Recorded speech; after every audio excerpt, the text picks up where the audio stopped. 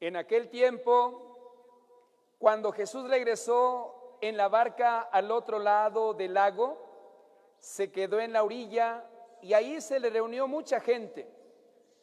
Entonces se acercó uno de los jefes de la sinagoga, llamado Jairo. Al ver a Jesús, se echó a sus pies y le suplicaba con insistencia: mi hija está agonizando. Ven a imponerle las manos para que se cure y viva. Jesús se fue con él y mucha gente lo seguía y lo apretujaba. Entre la gente había una mujer que padecía flujo de sangre desde hacía 12 años.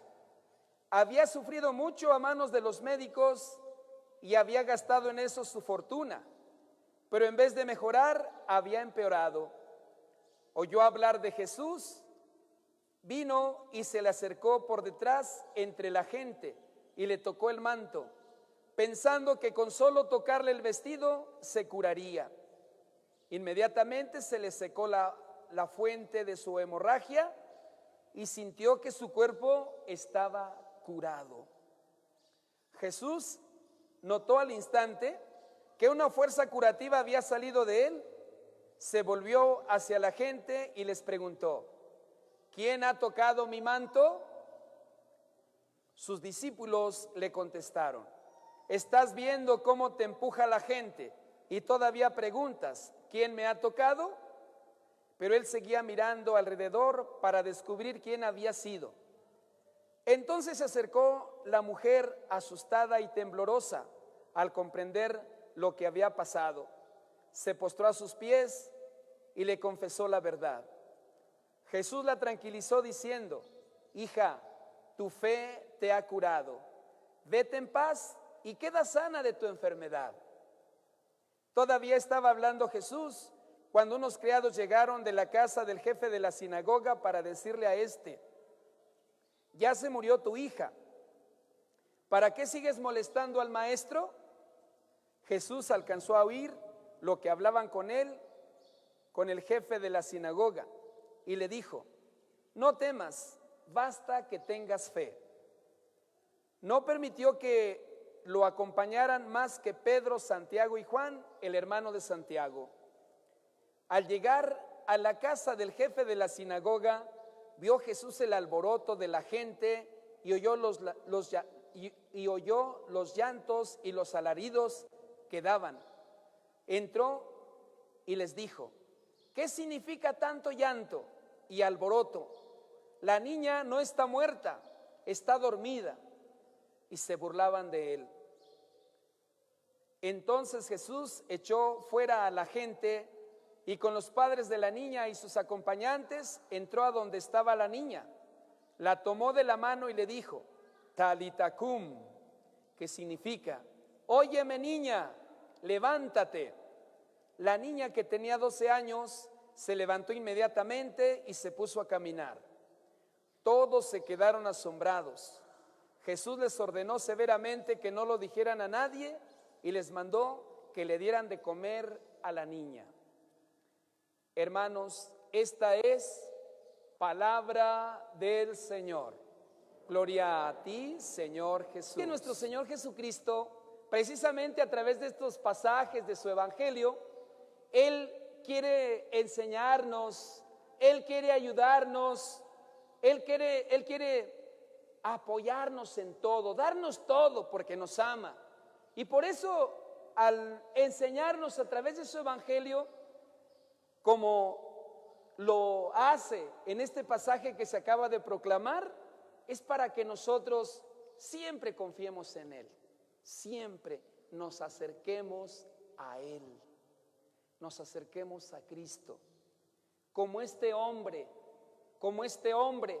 que tenía agonizando a su hija, va y se postra ante Jesús y le dice: mi hija está agonizando, ven a ponerle tus manos, tócala para que se cure y viva.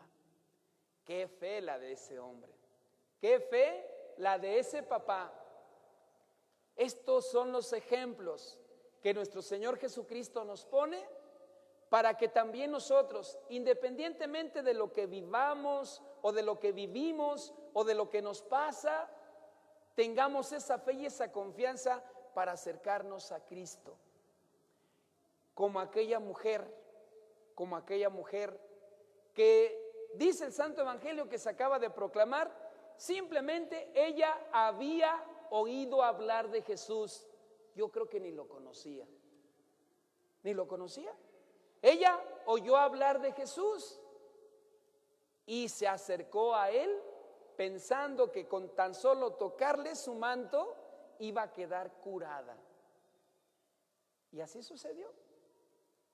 Por eso cuando nuestro Señor Jesucristo pregunta: ¿quién ha tocado mi manto?, ella pues se acerca temblorosa y miedosa, asustada, ¿verdad? Asustada y temblando, dice el Santo Evangelio, se acerca y le confiesa la verdad. ¿Y qué le dice nuestro Señor?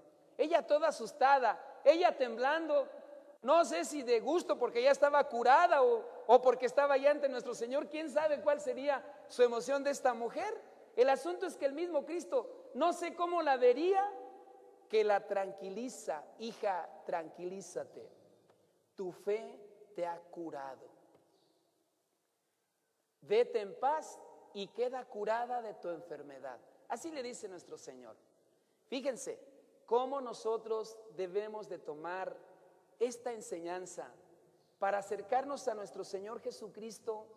Y queridos hermanos, cuando nosotros nos acercamos a nuestro Señor Jesucristo con la fe y la confianza de que Él nos va a escuchar, de que Él nos va a atender, del que Él nos va a ayudar en lo que necesitamos, como ayudó a aquel jefe de la sinagoga, como ayudó o como curó a aquella mujer enferma. Así hay que acercarnos con la fe y la confianza, porque si lo hacemos así, queridos hermanos, si lo hacemos así, sea en la situación, en las circunstancias, lo que estamos viviendo, lo que nos está pasando, etcétera, etcétera, si nosotros nos acercamos con la fe y la confianza a nuestro Señor, como nos lo enseña en este Evangelio, vamos a alcanzar de nuestro Dios lo que Él mismo nos dice en su palabra. El que recoge mucho o el que cosecha mucho, nada le sobra. Al que recoge poco, al que cosecha poco, nada le falta. Dice la Sagrada Escritura que donde está Dios no falta nada. Por eso siempre nuestra fe y nuestra confianza debe ser en Dios. Debe de ser en Dios. Aún en los momentos difíciles, nuestra fe y nuestra confianza debe ser en Dios. Porque si confiamos en Él, vamos a vivir esto que dice la Sagrada Escritura. El que cosecha mucho, nada le sobra, porque sabe que lo ha recibido de Dios y porque bendice a Dios por lo que ya tiene. Lo vive, lo disfruta, lo goza, lo comparte. En cambio, cuando se lleva la vida, a lo mejor sin la fe y la confianza en Dios, esa fe y esa confianza se deposita en las cosas de este mundo.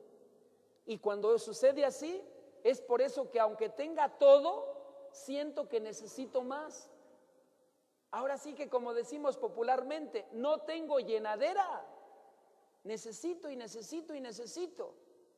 En cambio, cuando yo confío en Dios, si cosecho mucho, si tengo mucho, nada me sobra. Porque lo agradezco a Dios, reconozco allí la providencia de Dios. Y cuando tengo poco o cuando cosecho poco, nada me falta, porque mi fe y mi confianza está en Él, en que es providente, en que en su divina providencia me bendice y me socorre en lo que yo le pido. Por eso Él dice: pidan y se les dará. Aunque la Sagrada Escritura dice que Dios ya sabe lo que necesitamos antes que se lo pidamos, pero también Él dice: pidan y se les dará. Cuando cosecho poco, nada me falta, porque creo y confío en la divina providencia, en Dios que es providente. De lo contrario, a lo mejor si no llevo mi vida así, como mujer y hombre de fe, si no llevo mi vida así, entonces a lo mejor me voy a estar quejando de todo. No tengo esto, no tengo lo otro. O sea, voy a caer a lo mejor hasta en depresión. Primero está Dios sobre todo. Primero está Dios sobre todo. Queridos hermanos, y si nosotros entendemos así nuestra vida, y si nosotros nos esforzamos por llevar así nuestra vida, entonces nosotros estamos llamados a ser fieles a Dios. Si decimos que creemos en Él, si decimos que lo amamos a Él, que confiamos en Él y nos acercamos a Él para que Él nos bendiga y nos socorra en lo que necesitamos, entonces hay que ser fieles a Él en todo momento y en toda circunstancia. Si creemos en Dios, hay que tener fe en que Él en su divina providencia nos socorre.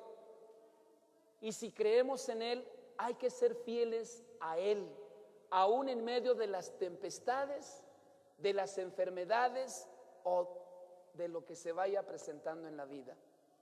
Porque cuando estamos en situaciones difíciles, híjole, de veras que de repente nos sobran o no faltan por ahí personas que nos digan: yo conozco a unas personas que te van a ayudar, a un brujo que de veras es brujo, ese de veras no te va a fallar y te va a componer y te va a arreglar. O siendo católicos, siendo bautizados, desgraciadamente se han dejado confundir y han dejado de creer en Dios para creer en lo que han inventado, la muerte, y que todavía le llaman santa, que de santa no tiene nada, porque el único santo es Dios. Único santo es Dios. Y andan creyendo en eso. Y fíjense lo que dice la Sagrada Escritura, lo que nos dice Dios precisamente en relación a esto. La Sagrada Escritura dice: Dios no hizo la muerte, Dios no creó la muerte. ¿Cómo va a crear Dios algo contrario a Él? Si Dios es vida, ¿cómo va a crear algo contrario a Él? El mismo Dios caería en una contradicción. Si Él es vida, ¿cómo va a crear la muerte? Dice más bien la Sagrada Escritura: Dios creó al hombre para que nunca muera. Nosotros nunca vamos a morir, siempre y cuando creamos en Dios, siempre y cuando confiemos en Dios. Porque, claro, entonces no nos vamos a morir, Padre, vamos a ser inmortales.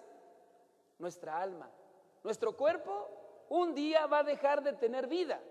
Si no, entonces ¿para qué decimos que creemos en la vida eterna? Y creo en la vida eterna porque Dios es eterno y porque Dios es vida. Por eso creo en la vida eterna. Entonces, si yo creo en Dios, voy a ser fiel a Dios, voy a creer en Dios y no voy a andar creyendo en lo contrario a Dios, en la muerte. Por envidia del diablo, que es muerte, entró la muerte en el mundo y la experimentan los que le pertenecen, los que se dejan seducir por el diablo. Por eso, queridos hermanos, si de veras creemos en Dios, hay que ser fieles a Dios. Por más que te lleguen con cosas, inventos, tú sabrás, como dice aquí la Sagrada Escritura, tú sabrás si te dejas inducir por el diablo para terminar siendo parte del diablo y no de Dios. Nada más acuérdate que nosotros fuimos creados por Dios a imagen y semejanza de sí mismo, y nosotros a quien le pertenecemos o de quien somos es de Dios, que es vida, que es vida.